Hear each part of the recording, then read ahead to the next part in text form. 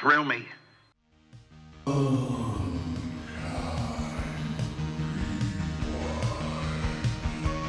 gonna name you Kodo. You get a name too, Podo.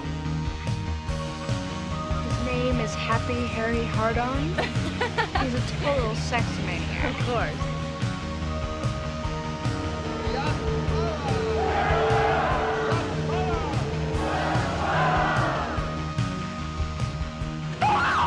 Welcome, everybody, to another Q's and T's installment of the Unkind Rewind, where this week, after Sean and I bandy about some stuff, we'll be talking with Kt Baldassaro about a movie she grew up with, but has not seen as an adult, to see how it ages, in an exercise we call the Unkind Rewind. I'm Josh Dugan. As always, I'm joined by my co-host, Sean McGrath. Sean, how are things? Things. Okay. I found out, next time we do this, I might have glasses because Valor Morghulis, all men die. Yeah. And eyes, it's funny too because I've been the only member of my family who hasn't needed glasses. You thought you dodged the bullet? Yeah, it was almost like, is it possible I just sneak by my whole life? And it's not severe, but I did do that thing where I went in. It's not my eyesight. No, I can see my hand in front of my face. Yeah. But, the apparatus, the kind of look of silence apparatus that they put on, and they say, here's what the prescription that you've been recommended looks like, and here's without. I was like, oh, I had no idea. I had no idea. Shit. I could eyes live can be like this? I just thought that's how everybody saw those signs in the distance. No, or didn't see them. Yeah. Yeah, well,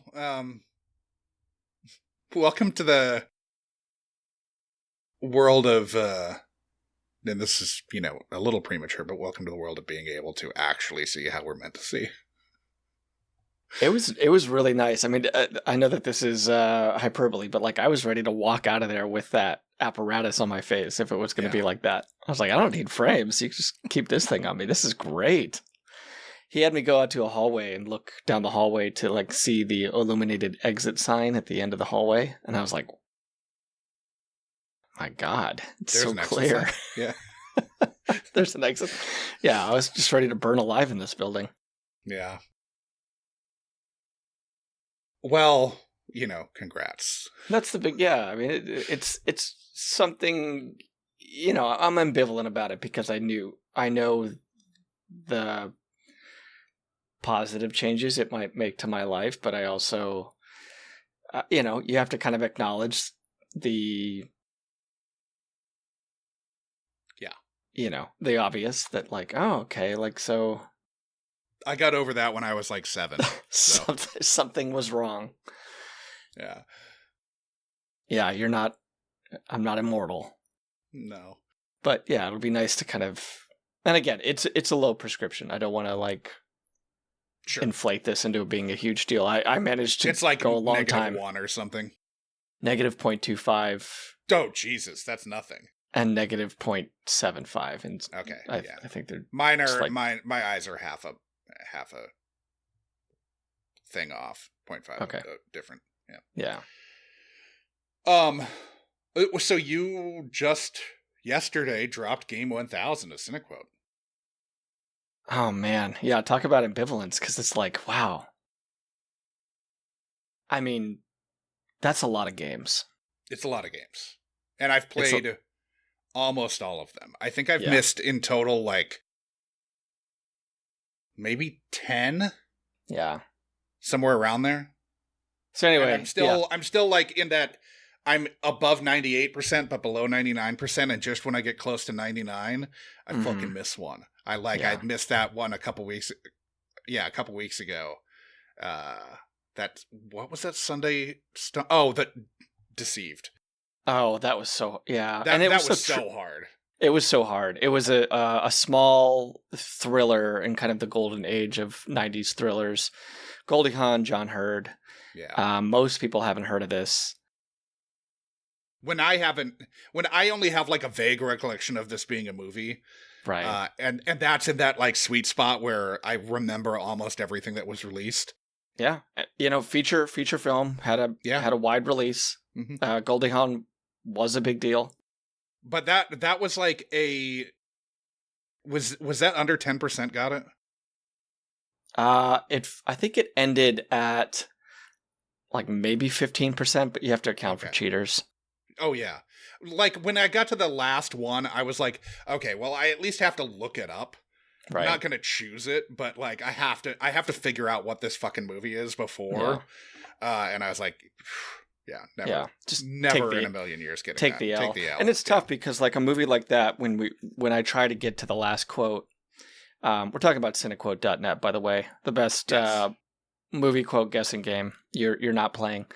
But there's no mention. I mean, there's no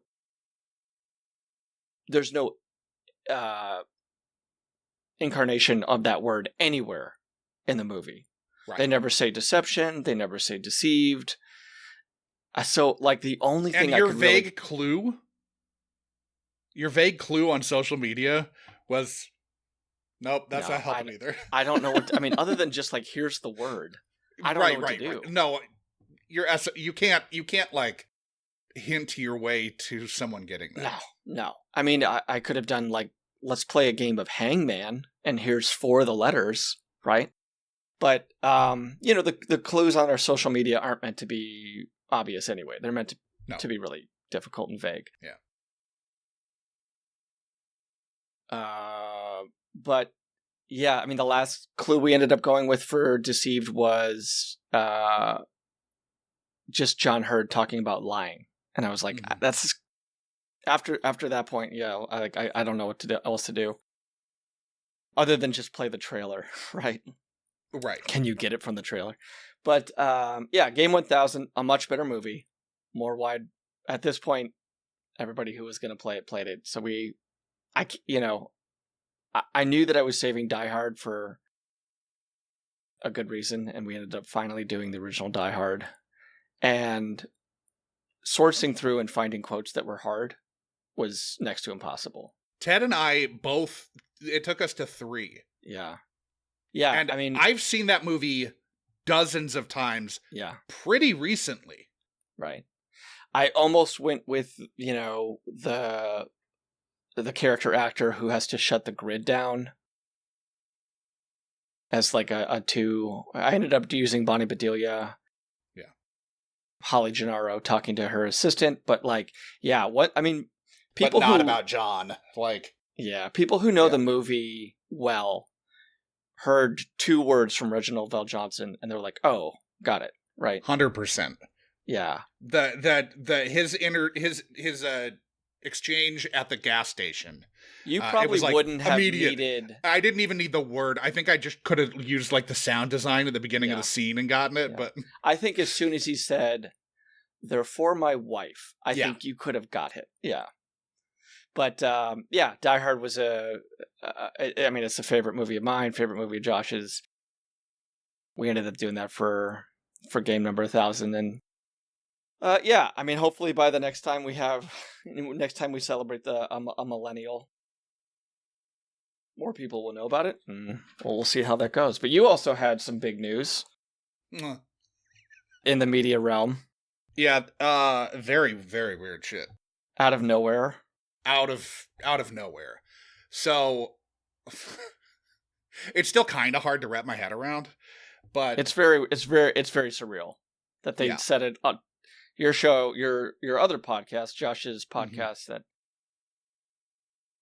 sort of his first wife.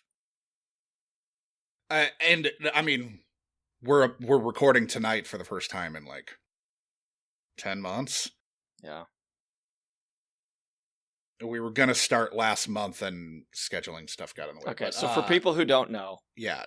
So I'm Josh has a podcast where he talks to a friend of the show, former co-host of the show, maybe future co-host of the show, Adam Schwitters, about Law and Order SVU, and they do a non-chronological look at every episode of Law and Order SVU, which is in its 100th season. 27 starts in like a week. Okay, it's starting its 27th season, called Munch and My Benson, which is in reference to two detectives on the show. John Munch and Olivia Benson. Right. And this became pivotal knowledge to know that those are detectives from Law & Order SVU on a question of celebrity who wants to be a millionaire. And you got tipped off. I don't know when this show was actually recorded. It aired on September 3rd. Okay, so it aired September 3rd. Yeah. When they recorded it, as of recording, knows? or as of the day this drops, like 8 days ago. Okay, but they may have had it in the bank. They did. They did. Yeah.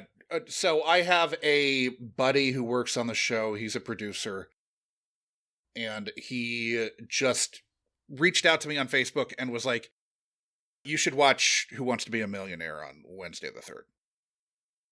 Okay. That's it. Okay. And so it's on at, 7 p.m. Central Time. And so I'm watching it, but Jackie's making dinner and dinner's about to be ready. So I turned it on. There's a question early on about National Treasure. Sure. And so I assume that it's just another person, because I get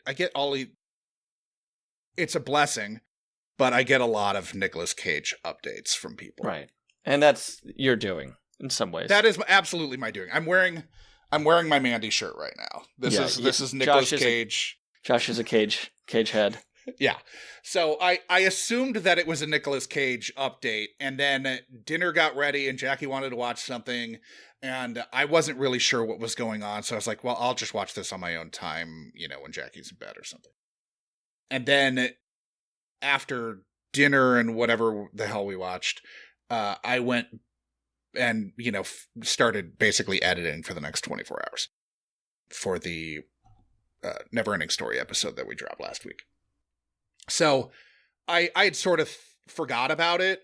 Mm-hmm. And then Friday rolls around and I'm doing like the social media nonsense for this podcast.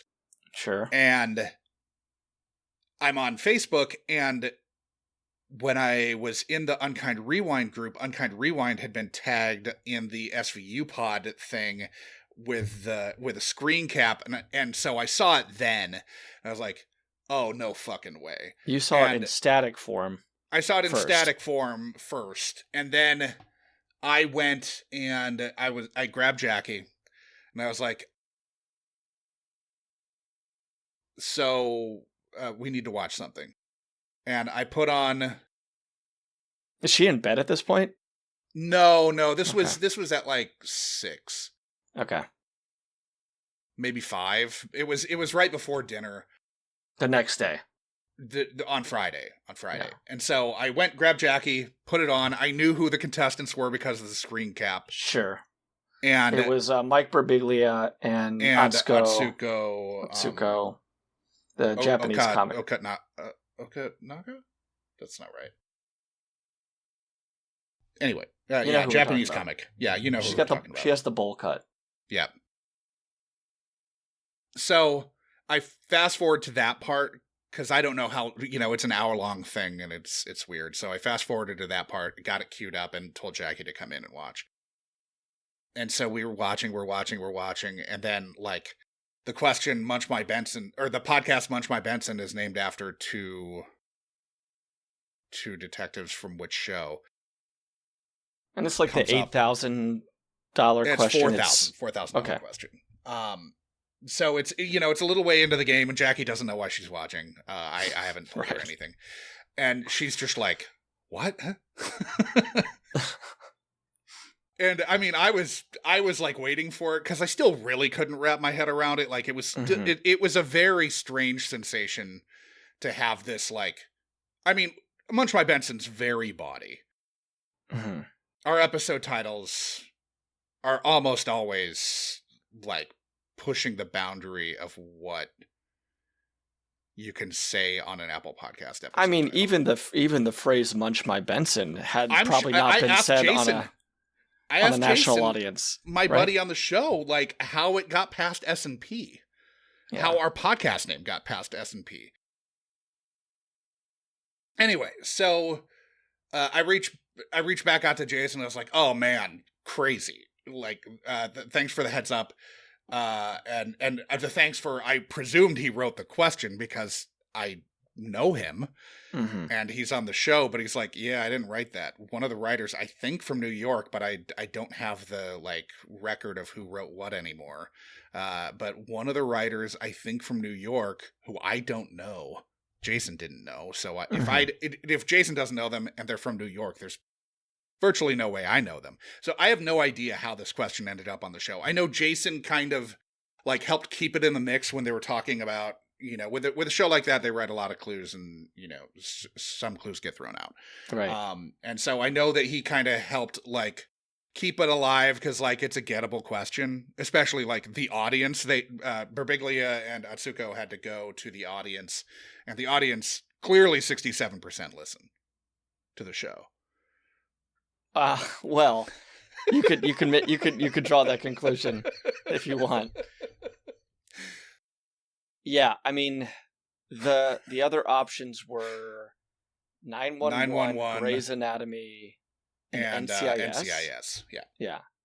So I think, you know, they right away eliminated Grey's Anatomy. Yes. So they thought, and I think Birbiglia didn't even know 911 was a show. Yeah, and I believe that there's a hint that they call it long-running TV show or something like that, perhaps in the clue. 911 has like 9 seasons or something.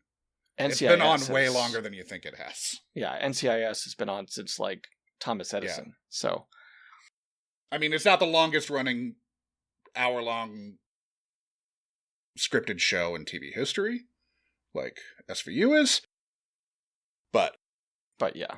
But they with the audience's help, they got it. They would eventually cash out or lose on something that they should have got. It was a geography question that I know my Uncle Larry was very irritated. Yeah.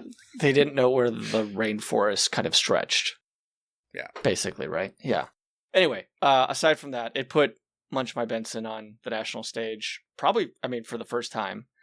And again, going back, that phrase on ABC. Yeah. For the first time. Said by Jimmy Kimmel. And then Mike Birbiglia. Right. So it'll be fun to see if there's a trickle down effect to that. If there's listeners... we did have a bump. You know, our numbers are up some. You know, obviously the nature of television is such that people watching network TV are unfamiliar with what a podcast is, usually. Live at so least. Adam, it is, however, on Hulu and whatever, and so like it has had like a sustained stretch of like 5 or 6 days with a somewhat significant spike. That's great. And Adam was told to put his fertile balls back in his shorts and resume the podcast. Yes. Well, it'll be cool that you guys are going to get back into it. Probably a little ring rust, but you'll fall back into your rhythm. Yeah. I mean, my notes are done already, and it's on to an 8th page. Okay. So if you're interested in the Law and Order world, hearing more from Josh and Adam, yeah, the now very popular Munch My Benson podcast. Yeah. So talking about, I think these are both pertaining to the last Q's and T's episode that we did with Steve Miranda. But there are 2 corrections or a correction and a verification to knock out. So Sean was idly trying to remember what legal show Dr. Giggles' Larry Drake was on, and threw out Adam's mom's favorite show, LA Law, as a guess, which was the correct show. You were right. Okay. Is he alive? Now, I have no idea. Probably. Okay. I didn't verify that. Okay. I also said Glenn Quinn died from a heroin overdose while on Angel, but as I was editing our convo, I remember that his character Doyle died on Angel in 1999, and then Glenn Quinn was found having overdosed in 2002. Angel was still on, but the character died. So he had struggled through addiction through the 90s. At one point, he went home to Ireland to try to get sober with family there to support him. And then when Roseanne returned to air, Mark was said to have died years earlier, and Darlene and David's son was named after him. So, Well, and I Larry believe Drake the first is- episode was dedicated to Glenn Quinn, if I remember correctly. Okay. And Larry Drake is no longer with us as well. Okay. Died about 10 years ago. All right. So Jeremy finally sacked up Oh. and called into the call-in line. Yeah, Jeremy. Now, this is apropos of the Can't Buy Me Love episode that we did with Kennedy Knowles. So here is his message that he left on the call-in line, which is 507-479-6440 for those wanting to call in with their own. Is this our first? This is the first, yes. Nice job, Jeremy. Yeah. Okay. This is Jeremy from the only episode of this podcast to reference body oil and ferrets. I'll leave that to you to figure out which one that is. Anyway, I have a little data point about old Patrick Dempsey, who I know came up recently. I used to wait tables in Austin, Texas, and he came in, and none of the women I worked with were capable of approaching the table because they were all like honestly just freaked out by how good looking he was. Even someone who didn't even never seen any of his shows or anything, I guess he just has some kind of aura that just shut everybody down. But I had no idea who he was. I was evidently impervious to his charms, though I will admit he was quite handsome. And I waited on him. He was great. He's hilarious. We just goofed the whole time. And then at the end of the night, he tipped me $100. First time I ever got a $100 tip in my life. So if you're wondering out there if Patrick Dempsey is a cool guy that's nice to servers, I'm happy to report the answer is yes. Also, one time Christian, what's his name? Christian Slater came in, and I didn't recognize him because he was in his Mr. Robot outfit for South by Southwest, and he kept waving at me, and I was shrugging my shoulders. And then after he left, someone asked me if I knew who that was, and I said no. So yeah, that's all the celebrity gossip I have. Y'all take care. Keep being unkind out there. All right. That's great. Yeah. It's cool that Dempsey's cool. Former guest on the Unkind Rewind. And if you couldn't put two and two together there, yeah, we talked with Jeremy about Beastmaster, which Yes. again, so far is the only movie that has both body oil and ferrets. Yes. Yeah, it's very ferret Unless forward. there's some type of body oil that I'm forgetting from Kindergarten Cop. Well, we still haven't done Kindergarten Cop. Yeah, so. we'll find out. Yeah. Now, when talking risky business, Sean and I both wondered how Karen could have seen it too young with such overprotective parents. Did Karen call in? Oh, I got more than that. Oh. Karen. How's it going? Not too shabby. How about yourself? Fine, I guess. Yeah, as okay as things can be, I guess. Not Same not, here. Yeah, not well. Yeah. Is anyone doing well? Never well. No. How are things in your corner of the internet? In my corner of the internet, they're very radical right now. I'm getting my algorithm is like, hey, you're clearly never going to work for the DoD. So here's some content that you can Sure. repost.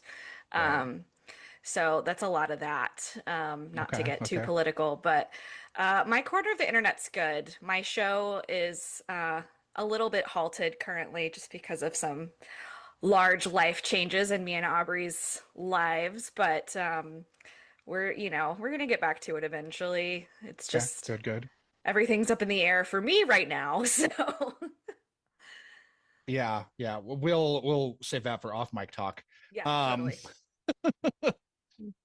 Okay. So you mentioned that you saw risky business at far too young an age.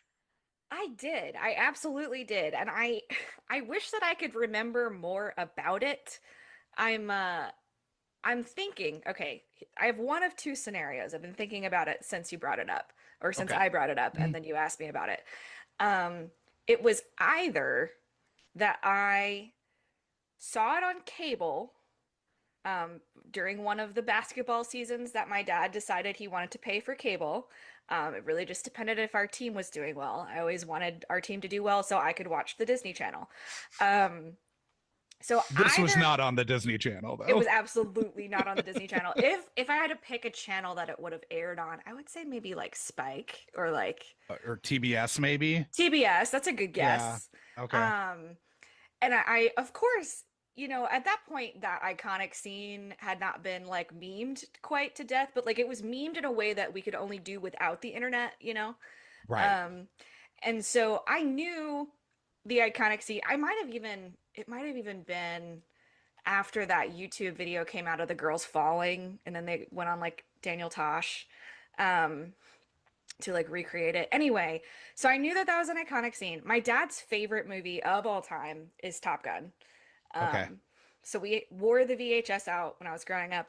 My dad has seen Top Gun 2 in theaters like 5 times. He's like he was also in the Navy, so I think that's he worked on aircraft carriers, so I think that's why. Sure. But my parents love Tom Cruise, which problematic fave, right? Um, so I'm thinking either I was obsessed with the 80s also because I have older siblings who were 80s kids. I watched it because I was like, I knew this was an 80s movie. It was an iconic 80s movie. It had that scene in it. It's got Tom Cruise. How could this be bad? Um, Obviously, I had no idea what the plot was. The second scenario that I have uncovered in my brain is that well, for legal purposes, it wasn't me. It was somebody who was not me. Uh, Started using the Pirate Bay at a pretty young age. Okay. Maybe not like elementary school, but probably like late middle school. Yeah. Um, So we're talking like sixth or seventh grade here. yeah, yeah, for Yeah. sure. Mhm. And I'm fairly certain that it's possible that Mhm. this person who definitely isn't me, um, got our ISP throttled for downloading a whole bunch of 80s movies, including Say Anything, all of the John Hughes shit. Mhm. Because I thought my sister was the coolest person in the world, and I just wanted to be just like her and watch all the movies that she watched. So, um, What's the age gap between the two of you? 15 years. So Okay. Okay. she was born in 78. I was born in 93. Yeah. So So you're cognizant of who people are, who she is. She's going off to college, and that's super cool. correct. Exactly. Yeah. Exactly. This was probably like mid 2000s at this point. She had been Mhm. out of college for a couple years, but she was like this cool young adult, and I was hanging out at her house all the time and, listening to her music, watching her movies. She was like my idol back then. Mhm. Now, in your childhood memory of this movie, was there nudity? No. I don't Okay. I don't remember nudity. So possibly it was the first scenario that it aired on cable without the nudity. Yeah. Um Yeah. Broadcast cable, that's to be clear, for people who right. don't know what cable is anymore. Right, yeah, and not Okay. the kind of cable that you pay for that's got softcore porn on it. Yeah. Um, but yeah, so probably it was the first scenario, and my parents just thought it was fine. Um, this was also during the period where I would just kind of stay up all night doing my schoolwork because I was homeschooled and just kind of Mm. having TV on in the background. Sure. So they didn't really know what I was watching back then, and they didn't know enough to put parental controls on cable because there's only so much I could get into when we had rabbit ears. But like if we had cable, it was a little bit different. But even with Um, cable, there is still like if it's broadcast, not premium cable, there's still not the risk of like nudity and like sure there'll be right. sexual content, but it's not strong sexual content. Correct. Yeah, so I don't remember there being nudity, so possibly most likely it was the first scenario. Okay. So you didn't, as Sean surmised, you didn't watch it in a closet with a flashlight. I did not, but that would Okay. have been way funnier. Sure. Yeah. Okay. So do you have any like do you have any like burned in memories of the movie as you were watching it as a child? Oh, so it's been probably at least 20 years, Oh if yeah. not more. Um, I mean, obviously the, take those old records out. But besides that, um, I feel like I remember the only thing that I can viscerally remember is like the first part where you realize like, oh, this movie is about Tom Cruise running a like a prostitution ring. And like waking up to that and going, oh, that's what the risky business is. Um, and I can't remember. I think it's like his first interaction with, I don't remember her name. Rebecca De Mornay. Yeah. Yes, thank you. Lana was her character's name. Lana. That's such a Yeah. great name. Yeah. Um, so I think it was probably that scene where I was like, oh, I'm not going to stop watching, but like, what am I watching? Maybe I shouldn't be Sure. watching this. Yeah. Uh right on. Okay. Well, this was just a little catch up and a little filling in the blanks for Sean and I, because we were definitely curious, because as listeners may not remember, you had very protective parents for whom it was hard to even watch Tuck Everlasting. It's true. It's true. It's very true. I think like at some point in my teen years, they just trusted me enough to like, Mhm. because Tech Everlasting came out when I was pretty young. And I think at some point around 13 or 14, they let me start watching like PG-13 movies. So it was probably like, but it was like Indiana Jones, Harry Potter, like stuff like that. Yeah. Um, and then at some point they just sort of trusted me. And I remember like the first R-rated movie I saw was I accidentally watched Rushmore with my sister, and then she had to tell my mom that she let me watch an R-rated movie. And Rushmore is literally rated R for like 2 scenes. It's for language and a Yeah. poster with a woman's tits on it. Yeah. Like Yeah. Well, cool. Thanks for dropping in, Karen, and sharing this story that Sean and I needed to get to the bottom of. thanks for Where having. can listeners find you? Well, I do have lots of back episodes of my show, Chick Lit Pod, with my co-host Aubrey. We are Chick Lit Pod on pretty much anything that we're on, so Instagram and Blue Sky, really. Um, and then anywhere that you listen to podcasts. Cool. Well, thanks for dropping in, Karen. Thanks for having me. Okay. So, did you get the feeling that she had seen the uncensored risky business in her adult life? Oh, I don't know.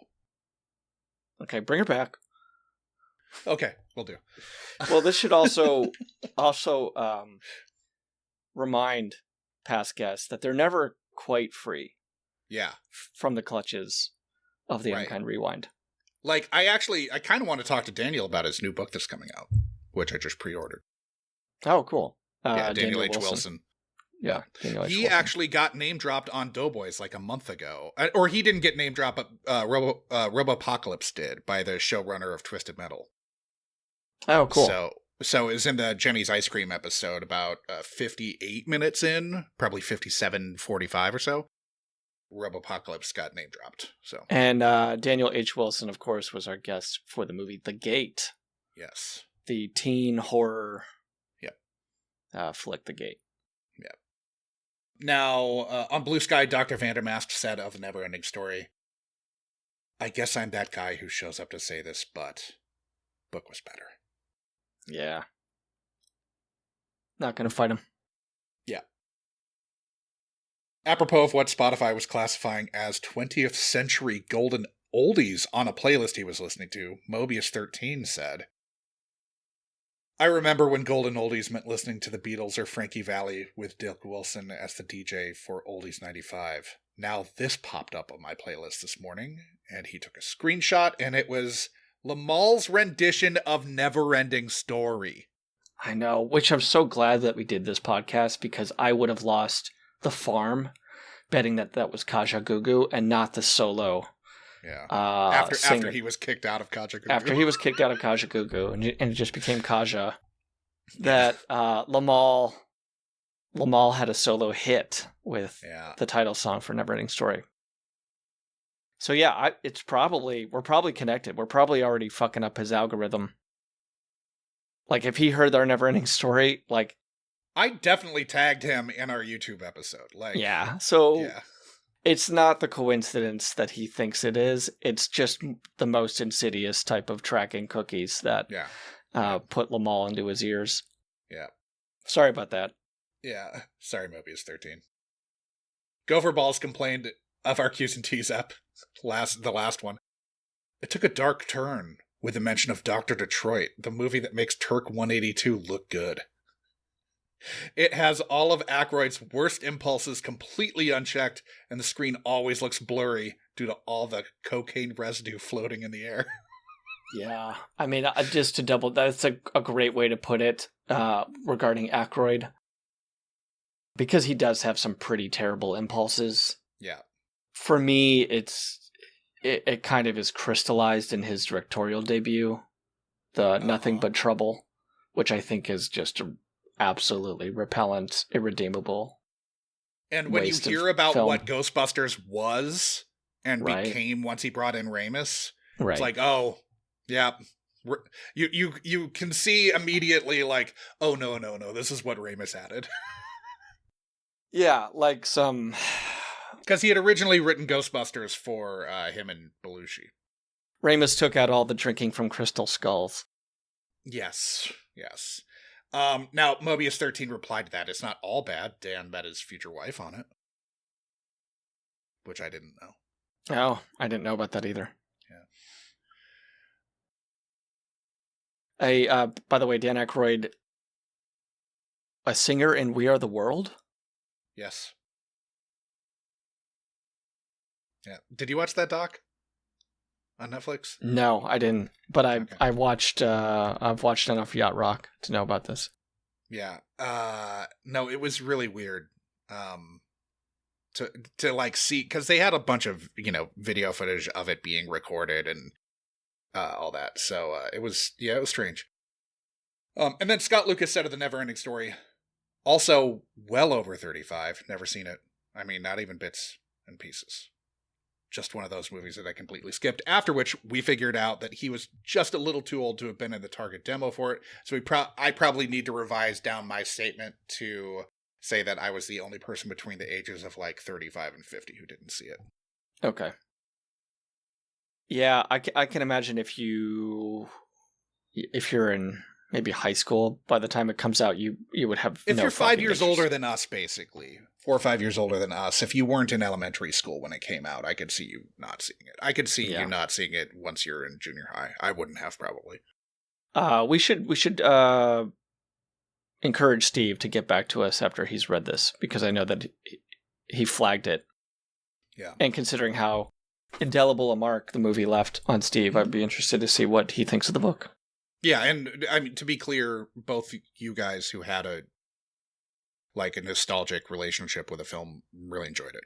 So true. I didn't have that, and it didn't ring as earnest to me as it did to you guys. But yeah, anyway, not everything's for me. And that's okay. Yeah. So Mandy isn't for everybody. Mandy isn't for everybody. It should be. It should be. But we are about to talk with Kt Baldassaro. KT has Movie Runtime. She has What If I Don't Like It? Both of those are super fun. Great guest. Yeah, great guest. Great list she gave us, and I think we picked the best one for her. Yeah. Everybody's seen this, I think. Everybody's seen it. Well, probably not. I feel like everybody's always seen all of these, and I know. The recent ones at least. And yeah, but I just saw it randomly, like at an Airbnb. Like it was playing on like a Pluto channel. Oh, okay. Yeah, it is kind of still in the conversation. It's in all its forms. Yeah. Wink, and there will wink. probably be because of a current release is it officially in the theaters? The sequel? Maybe. Oh, I don't know. Because I know Nick Hartle just saw it. Anyway, because of someone being in the news for a thing that's throwing back to this time period, you'll probably see this popping up. Oh, I know what you're talking about. Yep. Yeah. Okay, sorry. Yeah. It took me a little bit. Yeah, sorry. Gotcha. I can't spoil the movie. Yeah, I know. Yeah. It took me a second to crack the wind talking code that you were. Yeah. I'm really rusty with my wind talking. Right. I'm not. I know. I've watched all the seasons of Dark Winds, and anyway. So, without further ado, Kt Baldassaro.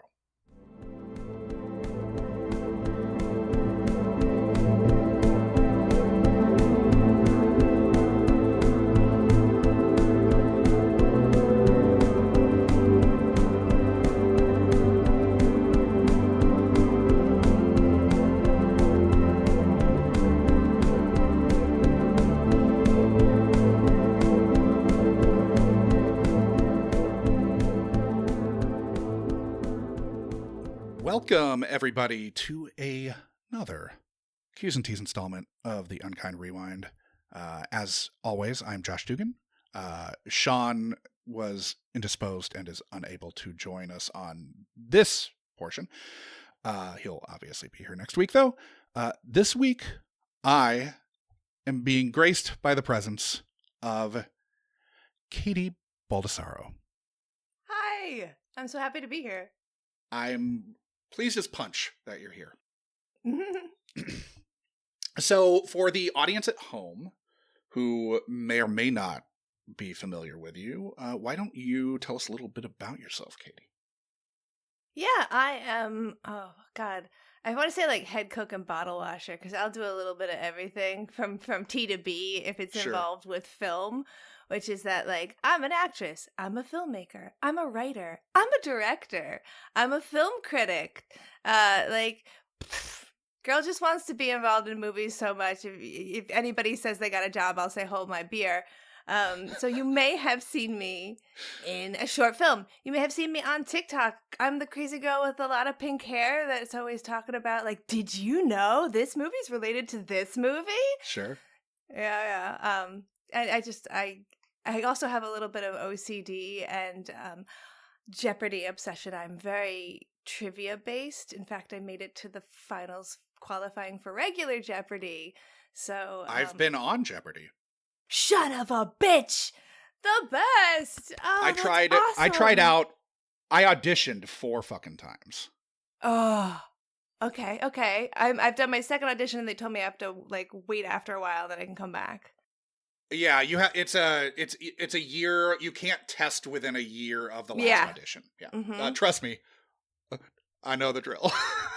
Oh, but have you seen that Pop Jeopardy stuff? I bet. Yeah, I mean, I have a team, like, basically I have a rotation of, like, it'd be me and probably Sean and then one of our other buddies, either maybe my Munch My Benson co-host or maybe a different trivia teammate that we know. I have like an idea of what we would do.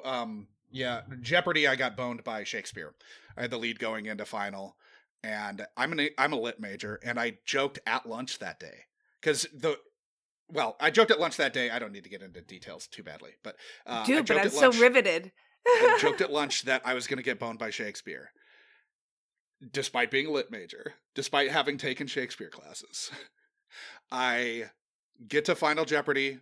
Like I'm the way LA contestants work is Friday, or the Friday contestant is one of 2 LA contestants. That's the last, and the other one goes back into the pool but gets called within a month. So Final Jeopardy, Shakespeare. Fuck.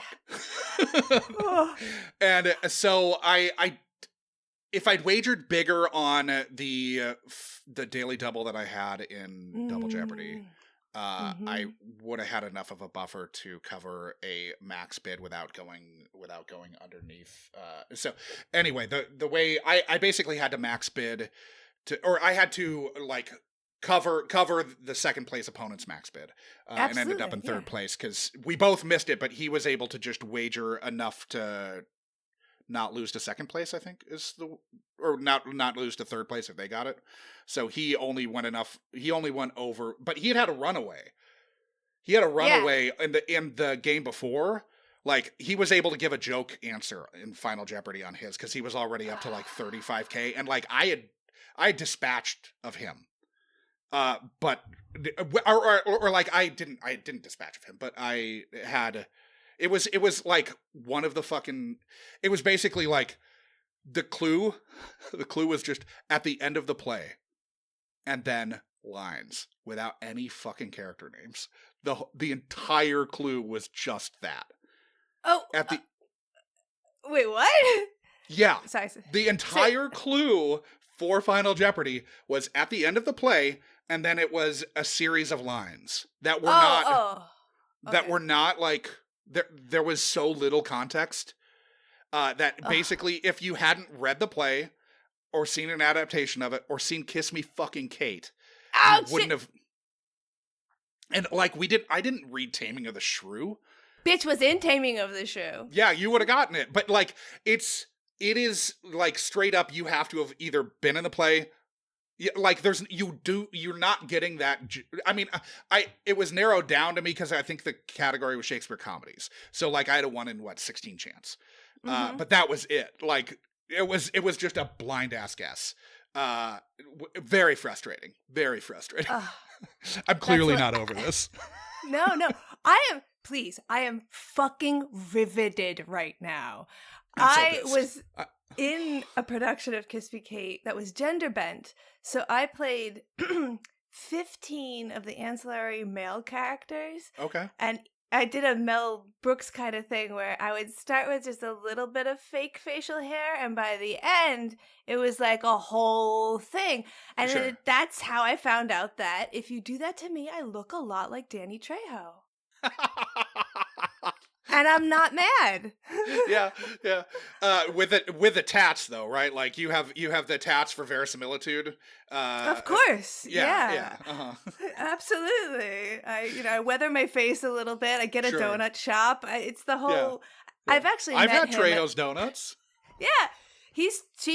I'm a little tall for him, but like it works. It's fine. I could do his stunt double. There are worse humans to look like. I love Danny Trejo. So, you also, in addition to making video content, be it for TikTok or for film, you also have podcasts. I do. Or a pod, yeah. I was on Movie Night Extravaganza for a very long time, which is a great podcast. I'm sure that you guys had a Conan Neutron on to talk Pump Up the Volume, which was a great choice. Love that movie. I mean, and of course, because Jim Cotta had already been taken, you got to go with Pump Up the Volume because you can't go to Jim Cotta, which is just cinema. Dude, I love Jim Cotta so much. I love it so much. And you know that is one of the things that I like when I do podcasts. And Movie Night Extravaganza is all about great movies and things that work and you know, hyping a movie. Yeah. And sometimes your girl likes to talk about Gymkata. So I have kind of I need to move towards focusing my energy into the things that bring me that kind of joy. Sure. And if you find me on my show, What If I Don't Like It? Yeah. Which is such an Italian thing. That would be like my grandmother when I was a kid. She'd be like, eat broccoli. Oh, you don't like it? Well, you don't even know. You haven't even fucking tried it yet. So I get guests who have decided that a movie is terrible, or a genre or an actor or something, but they've not actually seen it. Sure. And we sit down, we talk a little bit about the prejudice that they had that led into this feeling, and then they actually watch the goddamn movie. And sometimes they still fucking hate it, and sometimes they have to say like, well, damn, that wasn't at all what I thought it would be, or like, I can't believe my so-and-so college roommate made me hate that so much I never tried it. Yeah. Obviously, I'm sure it was really hard to do your show and Movie Night Extravaganza at the same time. Because you just left like what, last month? Yeah, I left it, I think, just before the Oscars, yeah. Okay, yeah. So I don't even know what month it is anymore. Sorry, this is also like, this is dropping so many months from now. I shouldn't get too. This is the Kurt Vonnegut time. Yeah, Kurt Vonnegut. Yeah. Well, we are unstuck from time. We are in a bubble in a white space. Yes. So having left Movie Night Extravaganza, is the cadence of What If I Don't Like It changing at all, or is it pretty much staying? Is it bi-monthly? It or is twice a coming month? out. You get an episode on the first of every month that Okay. is rehashed. And because Okay. I'm adding visuals into things, if you're following on YouTube, I've got a bunch of new followers to the podcast on YouTube who missed a lot of the first audio only stuff, even though it's on there. That's just Sure. not the way they interact with media.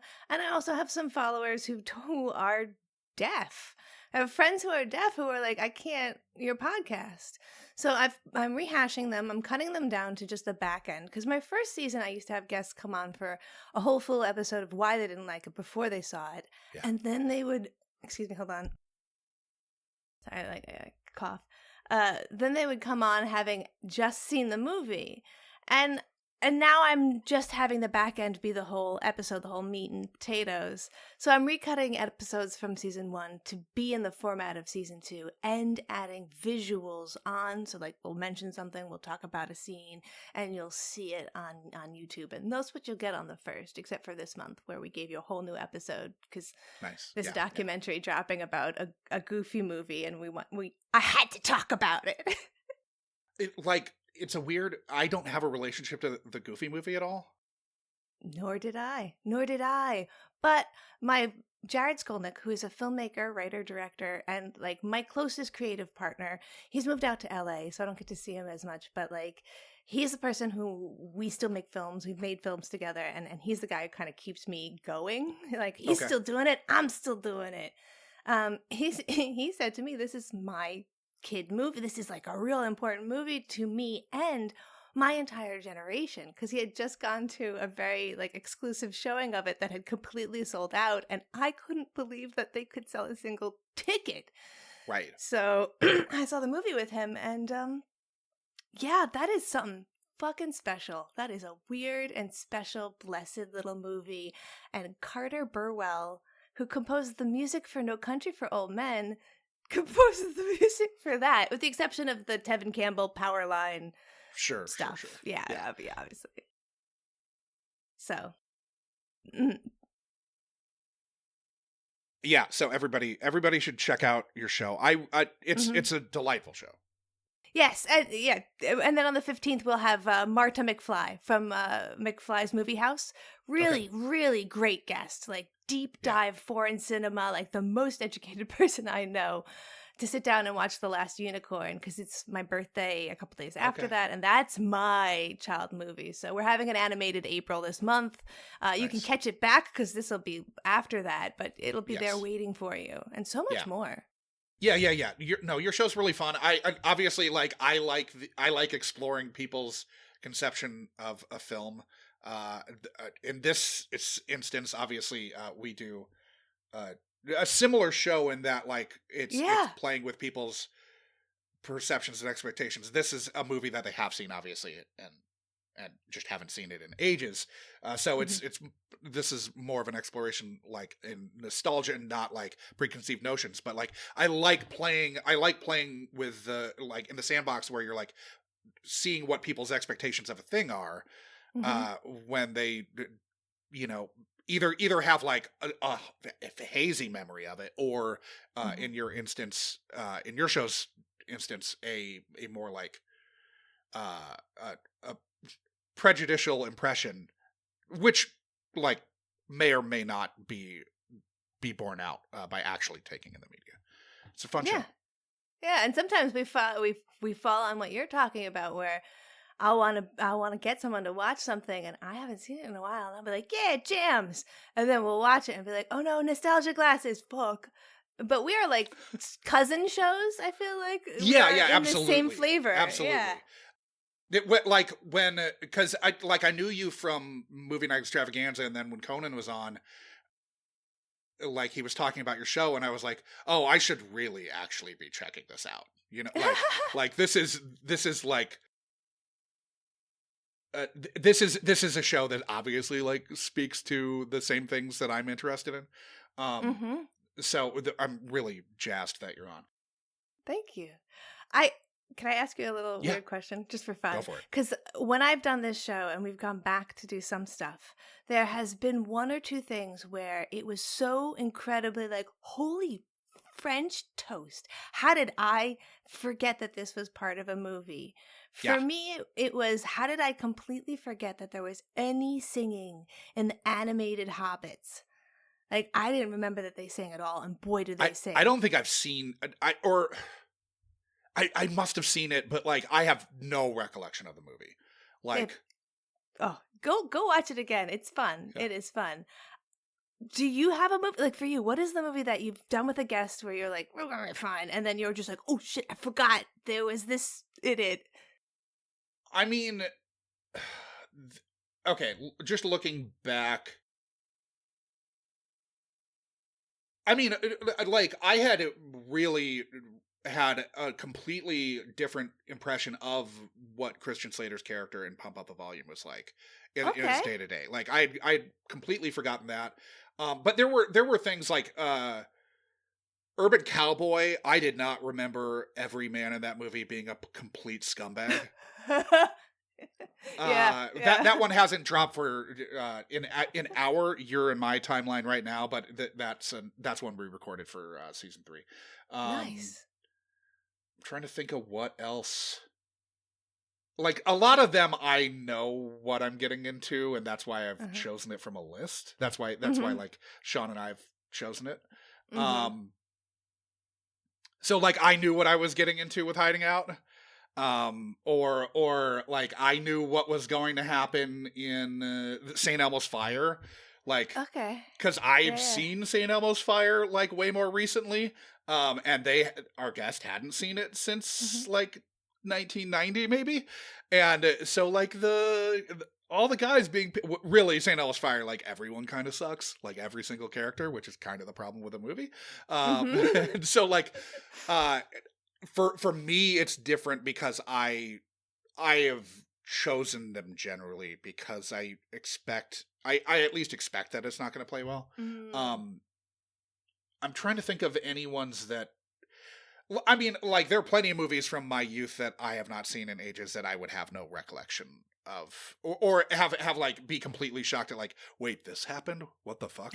If I hadn't seen 16 Candles in a long time, I would not know that Jake basically sends his girlfriend out to be raped. And we're supposed to want him to get with Sam. What the fuck? Yeah. But there's so much of that rapey energy in 80s movies that I mean that's not just energy. That's not energy. That's rape, but there's so much like sexual assault energy in 80s movies that was played for like comic effect that I don't think registered to me when I would have seen it the first time. Like yeah. Obviously, like I think about this a lot because of the SVU podcast I do. So like and you think a lot more about it, like but like society's views on things have evolved too, and that's obviously part of the whole experiment of this podcast is oh wait, what? Oh wait, what did I stand as a kid? Right. Wait, this I've had similar experiences with like I liked Weezer as a kid, like as a teenager. And I was like just driving. I was driving cross country. I was driving from Austin back to the Twin Cities when I was living in Austin still. And I put on Weezer, the Blue Album, to like just be able to like in the middle of the night be able to basically have the windows down and scream along to an album because like I needed to stay awake. And so I was listening to the Blue Album, and it occurs to me like I hadn't listened to it in a long time, and I was like, wait, this appealed to me. Like, this is, like, such incel energy. Like, I started feeling, like, so bad for, like, any girl I was interested in or whatever. Like, this is the mindset that I must have had? Like, what the fuck? This is the vibe I was giving off? Oh, Jesus. No. So, yeah, I like... I don't know. I don't have a good example of the like movies that we've done where I was shocked by something, because a lot of the times I have my finger on the scale. Yeah. I let the guest shoot wildly from the hip and pick any movie at all, and then I'll be like, I'll defend it. I swear I'll try. Valiant efforts on your part. I mean, if you listen from the Dusk Till Dawn episode, there are times where I just lay my sword on the ground and I'm like, no, this shit is garbage. I remember liking that movie, but I haven't seen it. I haven't seen it in 20 years, at least, probably 25 years. So the conceit on that episode was that my sister and I watched the first half of the movie right up to the part where Cheech Marin says pussy 3 times. And by the second pussy, my brother, who was sitting with us watching it because my parents were not at home, turns it off and is like, nope, not watching the rest of this movie. Not for you, hands down. And so for some reason, neither of us ever wound up seeing the movie. I turned 40 in like 20 days. And this was when we were like 13. Sure. So we sat down to finally see. And who knew that this was also a genre change movie? Like, to have stopped at that point in any other movie we hated it so much. We hated it so much. It wound up becoming hilarious. So you can listen to, they actually coded on me. I could not be on the episode for Movie Night Extravaganza where they talked about the movie because I hated it so much. I couldn't keep myself under control. I mean, that's hilarious. So listen to that one if you're interested. It's on mine. What if we go to town on What If? Yeah. No, that's it's really funny to me. I don't have like a particular fondness for it. I mean, I remember liking it, but like I don't have strong feelings about the movie. It would be interesting to see again. Like, I mean, I obviously know that that there's the genre flip because I've seen it. Really funny to have checked out at that moment in time. I know. It's a great story. So to finally have bookended it with that, it's like, you know what? I'm not mad we did that, and I'm not mad that I watched it, and I'm not mad at people who like that movie because no. I love that everybody can love everything. It's just right. I almost love that I hate that movie. Like, I know the exact budget of that movie, so whenever something costs something, I immediately think that's 4 or 5 Dusk Till Dawns. Yeah. Now, are you adjusting for inflation? So sometimes you have to, but if you're in the same year, if it's still 95, you can be like, oh, okay, The Lion King was 2 Dusk Till Dawns. That makes sense. You get twice as much movie there. But a Goofy movie is $1 million less than One Dusk Till Dawn. How the fuck did that happen? Because that's a Animators cel-animated cost so much. Exactly. What were they doing? They paid $250,000 to George Clooney. That's what they were doing. Yeah. Well, I mean, with Goofy movies specifically, it is Disney, so like that basically it's just animators chained to their desks, never allowed to leave, and paid pittance. So Yeah, especially because they outsourced it to their French TV studio to make it even cheaper. sure, yeah, Yeah. they had French wage slaves. Yay! Ugh. So, getting to your youth a little bit, since we're obviously a show that's predominantly centralized around our youth experiences with a film, what would you describe your childhood as having been like? That's such a so loaded and vague. No, Well, okay, so where did you grow up? that's better. No, Okay. thank you. I grew up in Flushing, Queens, New York City. I sometimes forget that if I don't say New York City, for some people, they think I didn't finish the word land, and they'll be like, what a weird Australian accent. No, I am barely hiding a terrible Fran Drescher accent, and there are certain words that I just can't say and I won't say, because then you'll know What where are those I'm from. words? Coffee is one of them. Okay, which I'm drinking right now. So you know that thing, like if you had clothing and you wanted to fold it and put it in something, I'd call it like an armoire, Sure, but it would be called a chest of drawers. drawers. Oh. Drawers. Okay. Drawers. I can't say the back end of that. I can't say it's Yeah. like drawer, Mhm. drawers. It's just Sure. drawers. It's a chest of drawers. So, you stay away from drawers. Yeah, I don't even like to drink water. So it's a mess. Okay. And like, Do you just say agua? I just don't drink water. No. Seltzer. Oh, okay. Well, yeah. Seltzer. My wife is the same way with water. I'm pretty sure she's going to wither away. Yeah. As her body has to be like a desert. There's that terrible it was W.C. Fields quote, I don't drink water, fish fucking water. Oh, yeah. Sorry, making a blue episode immediately for you. This is a blue podcast. Don't worry. Great. About it. Yeah, so I'm pretty sure I cursed a lot about Space Jam. God, one ought to. There was a lot of shit going on there. One can't but help, but if nothing else, to be like, what the fuck is happening right now? The entire movie. And like our guest loved it, which it still loved it. So like I think I was more exasperated. This one's fresh in my memory because I just edited it. I think I was more exasperated than normal. There's something fun about letting that go and letting that be part of the emotion that you get in a movie. Yeah. I mean, even as a filmmaker, maybe that's sometimes what you're going for in like a Yorgos Lanthimos sort of way, where you're like, I just want to make them agitated. Yeah. I want to piss off my audience, which I think is what, like Pier Paolo Pasolini was, I think, doing also. So you grew up in Flushing. Mm-hmm. What was the family dynamic you grew up in?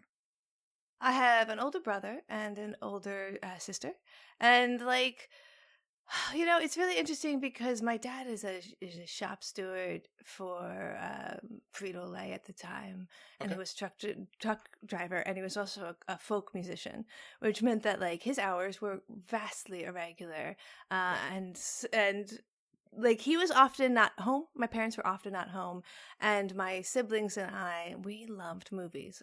Also, I am older than people think I am, and so like this is kind of like rating system has just happened, and they don't have PG-13 yet, and my parents, who are like The only thing you kids are not allowed to watch really is Disney, because I don't think that they're good. They're like very they're folk singers, like that Sure. kind of shit. Uh-huh. But they're like, oh, independent cinema, weird horror movies, that's Yeah, stuff fuck we yeah. want to watch. And I don't care that we had kids. The kids aren't going to bring us down. We're watching it. You can cover your eyes if you fucking want. So like a lot of early cinema. And I once got thrown out of my friend's house. I was like 11 because I brought over a copy of Deconstructing Harry because I wanted to show them Woody Allen, and I thought, like, let's just jump in here. So like your parents were definitely of the not gatekeeping, pretty aside from Disney, not like very much of the permissive, you're gonna watch what we want to watch kind of parents. They were, and then even still, like, I wound up loving The Lion King, which my aunt gave me a copy. Like, we wound up seeing it. There was no way they were going to keep a kid that age from seeing it. And Was this like, because it was illicit, though? Probably.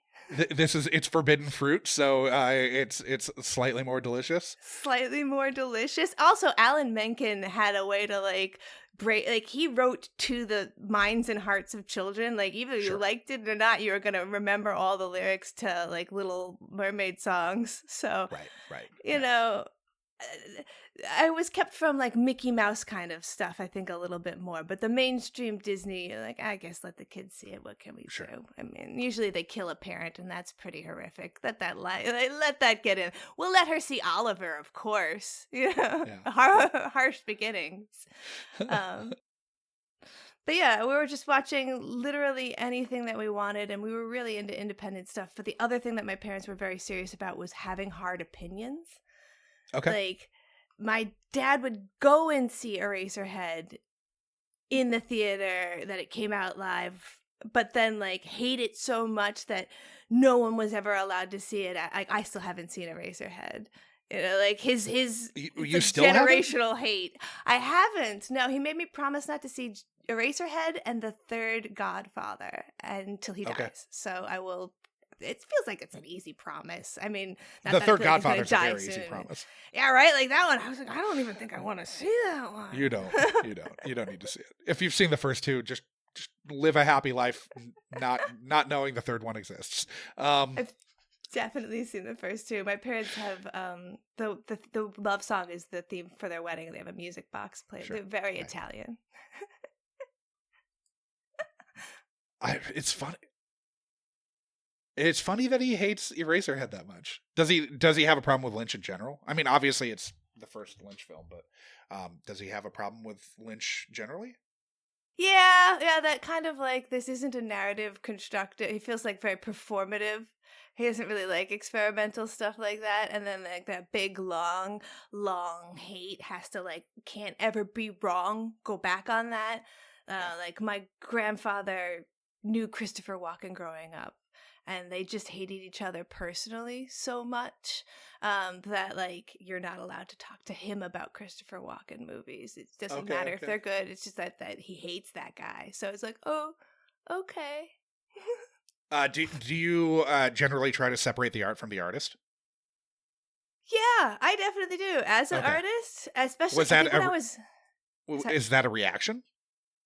Well, you know, when I was younger, I didn't want to do that. I wanted to hold everyone accountable and be like, make choices, do what you should, hold up your art and your morality. And as a working actor, I know now that, like, you're just happy anybody wants you to come and do a thing. So you do the thing. Uh-huh. Right. Yeah. Yeah.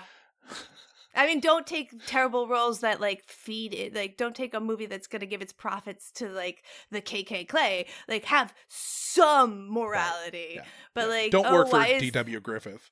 Yeah, like, whoa, I can't believe they're in that mainstream Marvel movie. Yeah, I can, because they need the money to do the other things that they want. The industry is so complex. Yeah. Ascribing, like, trying to like hold people to account for an industry that, like, getting anything made is a fucking miracle. Mm-hmm. Like, and as someone who had to, you know, be a shit-eating crew member for, you know, I mean, I guess I still kind of do it, but not really. Yeah, you don't get to choose what you work on. I honestly, I worked on maybe 3 things I watched. Yes, yeah. I've done extra work so much because that's consistent and such easy stuff. Yeah. But I don't give a fuck because some of it's so stupid. And I'll be watching like years later and suddenly be like, should I know how this ends? Because I'm in it, kind of in the background. That's funny. So, how did you access movies as a child? Was it video store? Did you guys have all the movie channels in the house? What was your sort of how did you view them? Oh, absolutely. My parents don't really drink or smoke or have any vices except for they love TV and they love movies. Okay. So we had everything. We had a full cable package. We had a DVD, I think, as soon as DVD players came out, and a full surround system as soon as they came out. I remember we got 2 DVDs to test the DVD player. One was Sphere. Okay. And the other was Jumanji. And I feel like Jumanji was supposed to test the surround system. Sphere was supposed to test the TV and my patience. So we always had these moments that were big and set around the TV, and we had Blockbuster Video. And the reason we had Blockbuster Video is because I could walk there with my sister and get DVDs, who am I kidding? Get VHS tapes and come back. And my parents were super into children are little personal assistants that you don't have to pay. So we would go grocery shopping and then go to the video store and come back. And that's why my parents removed the age restriction from the video card, because they're like, no, I need her to be able to pick up Schindler's List because that's what I want to see. God damn it, don't tell her no. And so even when they weren't around, the people at the video store were supposed to give us whatever we said we wanted, and we started watching stuff like Ravenous and Reservoir Dogs and God, yeah, like anything that came on IFC when that became a channel, we would watch all of those movies like Kids and Waking Life. And this was before everything. IFC had commercials. I know. Yeah. Isn't it weird? Like, it was so weird to go turn on something on IFC and have it have commercials for the first time, where you're like, what the fuck happened? They don't edit movies, but it was strange. Yeah, HBO's got commercials now too, and that's really shook me. Oh, and luckily I'm on my brother's account for that. That's like the only thing we don't pay for, and Paramount, I guess. But he thankfully pays for ad free. So. Yeah, it's very, very, very strange how much it has changed since we were kids, the way that people can consume media. It is peculiar. Yeah. So getting to your list, obviously people should know the drill at this point, but we ask you for a list of films that you grew up with an affinity for and have not seen as an adult, essentially. So your list that you provided had The Witches, Clue, Who Framed Roger Rabbit, Pee-wee's Big Adventure, Honey, I Shrunk the Kids, Final Destination, The Others, and Saw. Do you have any idea, any inkling as to what Sean and I would have chosen from the list, or no? No, I do. It's so hard to tell because I was trying to look through the past ones that you've done, and you can see that you've done Space Jam, and so you might think like, oh, they're probably gonna go for Honey, I Shrunk the Kids or something like that, or maybe Who Framed Roger Rabbit. But then you guys have also done like Urban Cowboy, and you did Pump Up the Volume. It's more of a teen thing. You could really go anywhere, and this is a big breath. This is any movie that I haven't seen in 15 years that I really liked up until the end of college, because Saw and Final Destination are kind of later ones. Yeah. I hope that you picked Clue or Witches. Okay, we chose Clue. Yes! Woo! Yeah. No, we went with Clue. So, memory can be a tricky thing. Mm-hmm. Having not rewatched Clue in ages, Mm-hmm. can you briefly describe what you remember the basic plot of the film being? Just broad strokes, like no more than maybe 2 minutes. This is my favorite thing to ask people when they haven't seen the movie as well. What do you think it's about? And it's Sure. like sometimes they nail it, and sometimes it's like, oh, they're gonna be in for it. Okay, and Clue has multiple endings. I do remember, I remember the whole thing about Clue, and of course, I played Clue a lot as a kid. I I also kind of forget the beginning feels a lot like the beginning for Rocky Horror Picture Show. So sometimes the images of the two get stuck together, where they're like, people come to a mansion. And like, well, they didn't break down. They chose to come to the mansion. There's a party. They've been invited there mysteriously. Again, this is like any movie from the 1930s, tons of setups. They don't know why they've been invited there. Over the course of the evening, someone dies, and they have to figure out, A, who killed the person, and why or how they're all related in the reason why they've been brought to that house.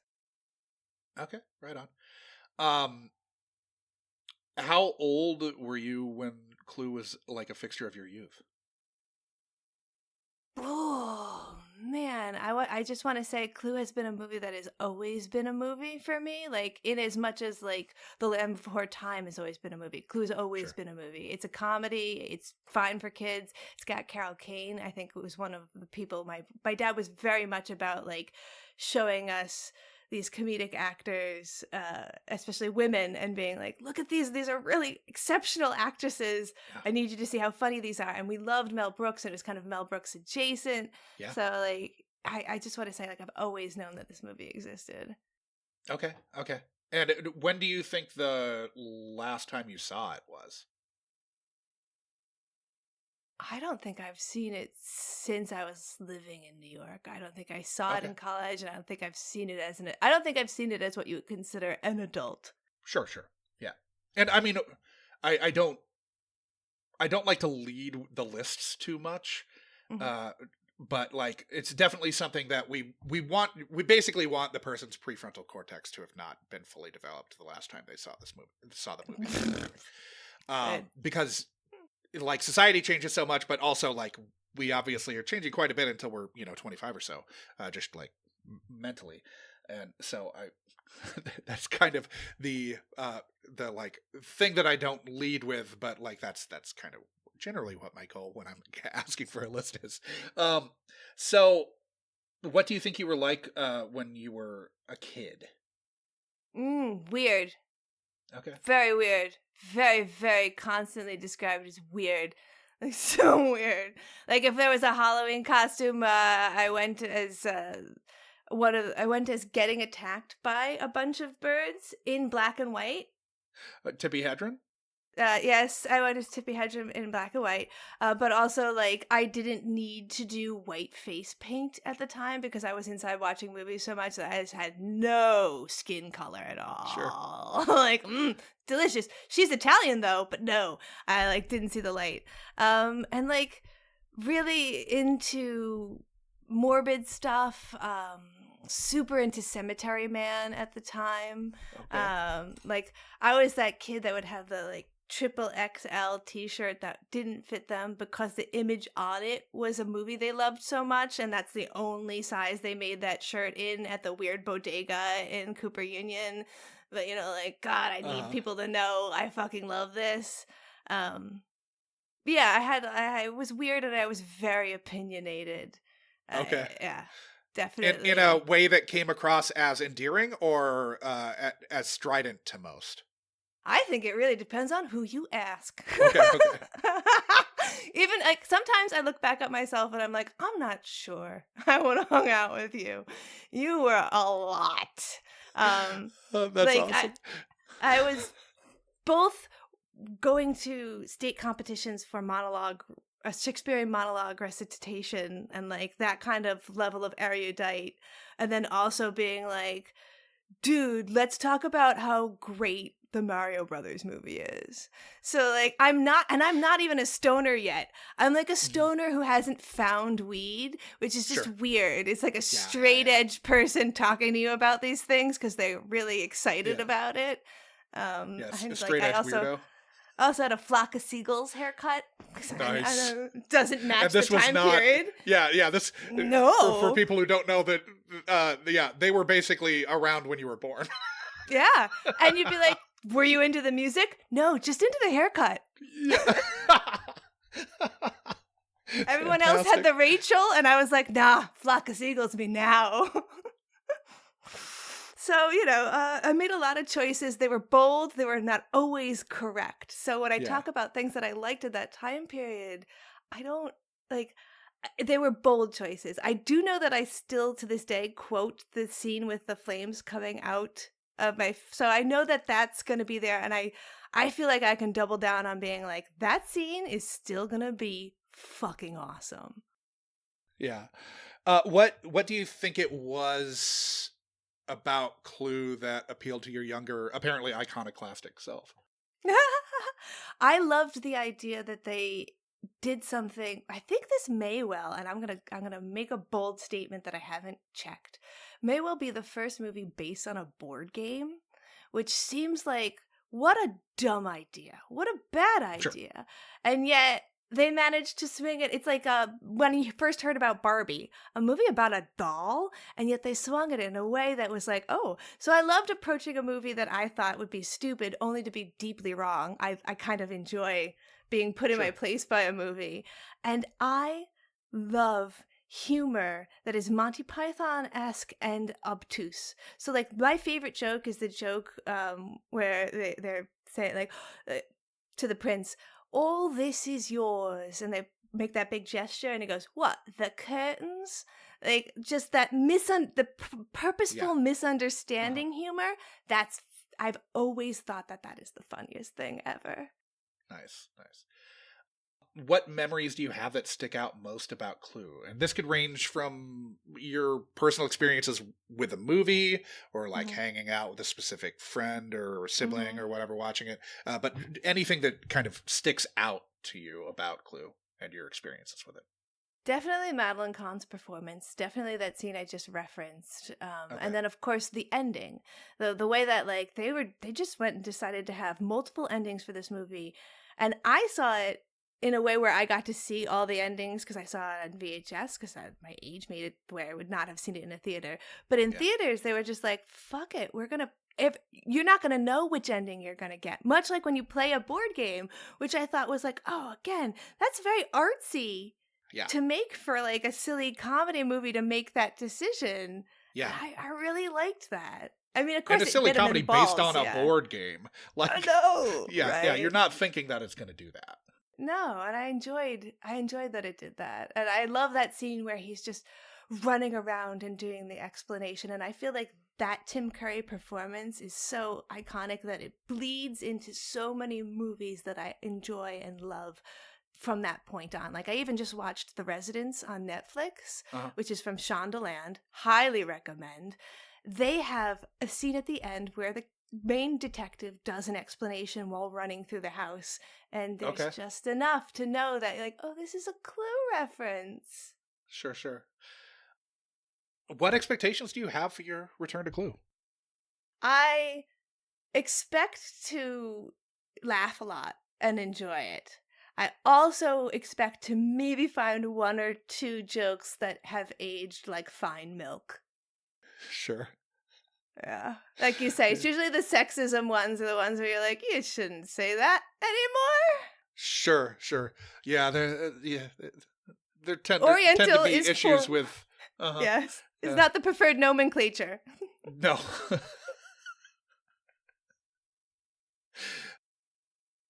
So, do you think that you'll like Clue still? Yes. Okay. Yes. I'm gonna put my money on this one. I think we're all gonna come back and have a joyous conversation about this one. Sure. Yeah. I mean, Smash Sean and I chose it for a reason. Oh my God! What was I thinking? Yeah. This is one that I own and still I haven't seen in at least 20 years. God, I hope our I nostalgia don't even know that I've glasses are watched not the DVD thick. that I have of it. Like, it's possible that I have the DVD and have not actually played it ever. Oh, Yeah. good. Well, No. I've definitely watched the DVD, but Okay. it's been. I know what apartment I lived in, and it was a long fucking time ago. Yeah, it's a good movie, and if for some reason you just don't go back and watch it, I don't know why. So I'm like, yeah, I'm glad I threw that on the list. Yeah, no, I'm glad you did as well, and I think it was. I think it was pretty clearly for both Sean and I, like the choice. Great. Oh, Like, great. But that's also because I don't think Sean and I probably have a relationship to the witches. Like, the witches is probably if my wife were choosing one of the films, it might be the witches. You know, like. Mm-hmm. Yeah, that movie fucked me up as a kid, and so as an adult, I was like, I don't know if I want to see it again. Okay. So I love it, and I was totally willing to look at it again. But as a kid, my sister and I were both just like, "Oh man, this movie's fucked up. We gotta keep watching." Well, I don't It's have a my doll, relationship so- to it. What was traumatic about it for the two of you? It's geared towards children. The main characters are children, and you see them get like they don't just succeed.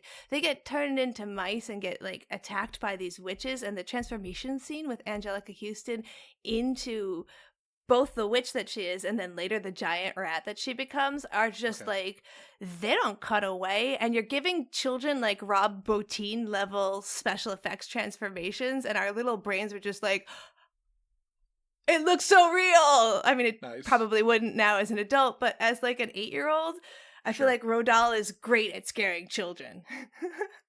Yes. Yeah. I was just talking about Roald Dahl the other day. Yeah.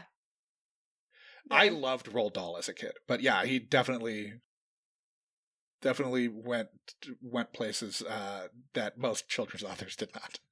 No, and Angelica Houston, like, she doesn't have it up. She like goes full scary. Like she as the kids say, knew the assignment.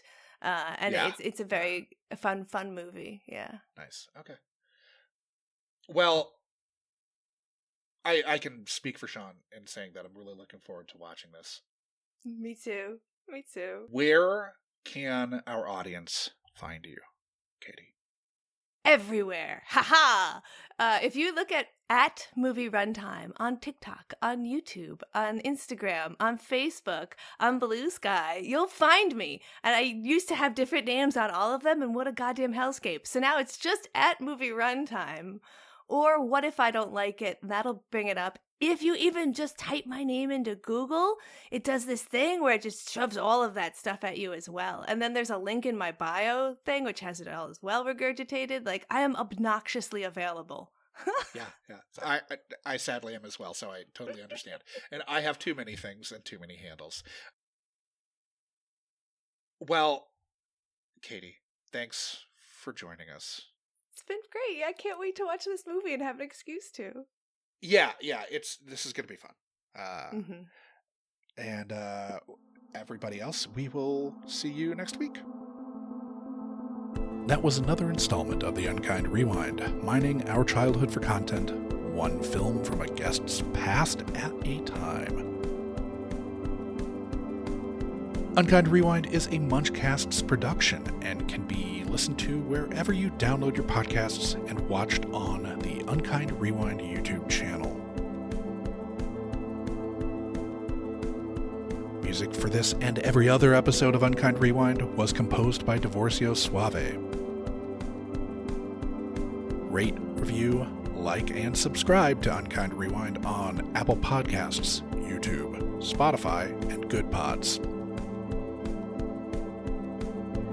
Links to all of our social media accounts are in our show notes, but you'll find us as @UnkindRewindPod on Letterboxd and nearly every social media platform, all of which can be found at our website, unkindrewind.com. If you have a question, concern, complaint, or feedback, you can email the podcast at unkindrewindpod@gmail.com or call into our call-in line, area code 507-479-6440, and leave a message that can be played on air.